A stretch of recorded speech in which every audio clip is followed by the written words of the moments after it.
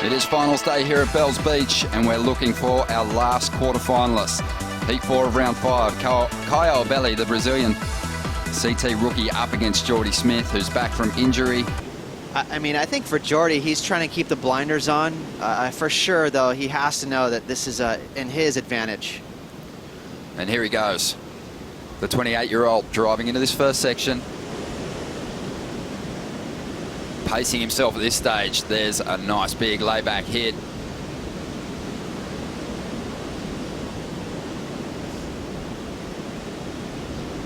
All style as he transitions through to the inside. And as this wave starts to steepen, Jordy, he puts his board on edge, but a bit of foam on the face. Sees the fins drift, and Jordy face plants. Well, Jordy's just been smashed by injury over the last few seasons. As we see Caio taking off, fades back in order to get a good top turn in, and combos it up nicely with a big flutter. Stamps that thing. A lot of difference in size between these competitors. Caio just 5'7". Jordy 6'3". Ronnie, he has a really wide stance. So I think on a day like today, that's going to help him a lot. It's going to allow him to be aggressive. He can actually hit the lip, and he's going to have great confidence that he's going to land it. He's also got great blade work. You saw that first turn was nice. You know, he doesn't have kinks in his carves. He really wraps them around. So he's got the best of both worlds. He can hit the lip, do floaters, and he can rely on that rail. Whereas Jordy, as you mentioned, he's a bigger dude. So when he hits the lip, he's got a lot of body to take care of, a lot of weight that's going to compress. If he gets airborne and has to land in the flats, it's a physical feat. So where he could take advantage over Caio and look better is when he leans on that rail and throws a lot of spray. But Caio, you know... And they're looking really solid in the first two events. But Jordy's boards, they just have so much meat in them. 34 litres on his step up today as Jordy attacks the lip. And it just looks like his board is just so suited to these big lumpy conditions. Looks like he can really attack this wave, and he's driving up over the foam right here. Really projects well out onto the open face here. A really relaxed pace to Jordy surfing out there at the moment as he throws a little chop hop on the inside. Caio right behind him. And Caio, nice re-entry. Solid snap. Little nod to the judges. Totally. But Caio could honestly chuck a tackle box on Jordy's boards and go for a fishing trip. The numbers with these two guys right here physically. But let's see what happened on the top of this wave for Caio. And again, he's staying aggressive, hitting the lip. And again, I really believe that he is super confident. In his head right now, he's thinking, yeah, bring it on. I know I'm going to plant it. He's got such a low center of gravity. Pretty smooth cutback to back it up. And a very exciting finishing move here. He kind of got lucky. Look how clean that wave got just for a second. It allowed him to climb up there and get up on that lip. Sometimes you get those wrinkles in the wave that doesn't allow you to do that. That thing stayed clean just enough for Caio to attack. But this is by far the best maneuver so far this heat. This bottom turn right here into this off the lip, that was sweet. And it was on the outside, you know, on the bowl. That's where the judges say, hey, if you get some big moves on the bowl, we're going to reward you. Look how careful Jordy's being. See that? He had his arms and his weight over the deck of his board just on a floater. And I really like that from Jordy. He's really paying close attention to his center of gravity because, you know, he had that early fall on his first wave. So he's trying to make sure, you know, it's easy to fall out here with all that wonk and backwash. He's paying close attention. And I think that's a great thing, and it really helps you when you're performing. But on a day like today, when you're trying to have some stability, but still maintain that performance, as we see Caio, watch him get bounced into backwash. You can see he got disengaged from the water. So he has zero control there. He's just trying to have the reflexes to maybe reconnect with the deck of his board. When you surf these waves at Bell's, almost more than any other surf spot I can think of, and I remember this as a competitor, it is such a leg burner. So physically, you are drained by the end of your wave. It's hard to hang on to that last move. Well, let's see how Caio rebounds after taking a big beating on his last ride. Picked off a nice looking wall here. Let's see if he continues to attack the lip.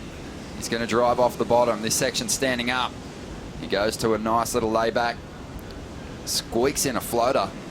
Really comboing up his turns nicely at the moment. I think making that adjustment off the bottom to get back to the next section pretty well. 6.93 is the requirement. Let's have another look at it and tell us, do you think you got the number, Ross? Here's the bad news. The wave was on the end, so just a really slow start. Just a fade, not even really a maneuver. Another little check turn here, but this is where things get good for Caio. A very aggressive layback snap, leans on that back foot. Again, that's something you do when it's head high, not when it's double overhead. And the fact that he was able to pivot straight back up. Really good pressure test, because he crumbled under the pressure on the Gold Coast. An early exit from Ryan Callanan, one of the CT rookies. And here is Jordy now on a good looking wave. And he just goes to lay into that first turn and just buries the rail of his board. Wow, that is huge, that wave. Whereas Caio Ibelli's been on the attack from the outset. Well, watch his bottom turn, or lack thereof. He's just kind of going down parallel with the wave, just a couple of weaves. Now he sees that section and just missed it. There it is, that's the mistake. He didn't get up on top of that lip. He tried to do a layback snap underneath. It was a funky section. See how it's breaking on top and now it's troughing back out underneath it. Actually flying down. I mean, they're free falling over 10 feet. You can see them just kind of holding on Hail Mary style. So fun to watch as you see Caio finding some open face. You know, these nice little nuggets. Look at this wave. He's got a beautiful texture on it. He's coming off the bottom, cracks it up into the lip. There it is again. Wow. Just attacking the bowl. That's the kind of stuff we like to see. And Caio, like Ross was talking about, so confident. It's crazy. And still riding on this one. He's going to get more on the end of this ride. Has already laid down a very critical maneuver. Probably had quite a few points in it. Looking to improve on a 7.43 to increase his lead over Jordy Smith. But he falls at the end of that wave. But it was a soupy one. And a little bit of a mini break there for Jordy that he didn't finish it off. South African now chasing a number to get himself into the lead. Great first turn.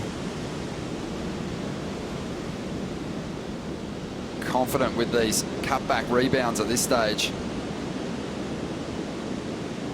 As Jordy still grinds his way through to the inside. And he has a lot of speed to deal with this section. And a huge float. Just tweaking his board up on the lip. Wow. And gets a really solid finish. And that feels good. After a mistake on his last ride, he actually connects with the lip. He looked like he timed it spot on that last section, Ross. For a quicker ride to the takeoff zone. Here it is on the replay. Great size wave. This is what you want today. You can see it's not a massive set. And they're right there. That was a beautiful opening carve. So things are feeling good. Again, when you get your first turn out of the way and it's positive, it just puts you in the right frame of mind to attack the rest of the wave. He's not shaky.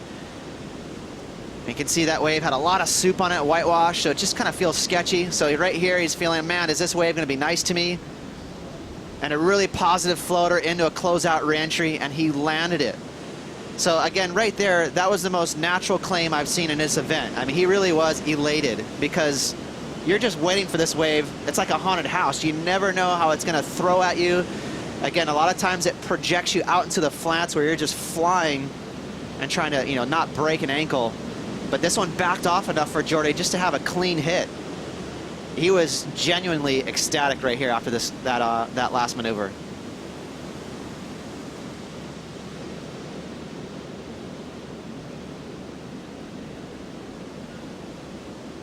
His 9th year on the championship tour. And really only won certain events. Jordy, you know, his surfing is just already wholly evolved. And Bells Beach is one of those locations for Jordy. Any right-hand point break, he looks pretty deadly. But I think it's those barreling waves through Fiji. As we count this heat down, Jordy Smith will be moving on through to the quarterfinals. He's going to take on Michel Perez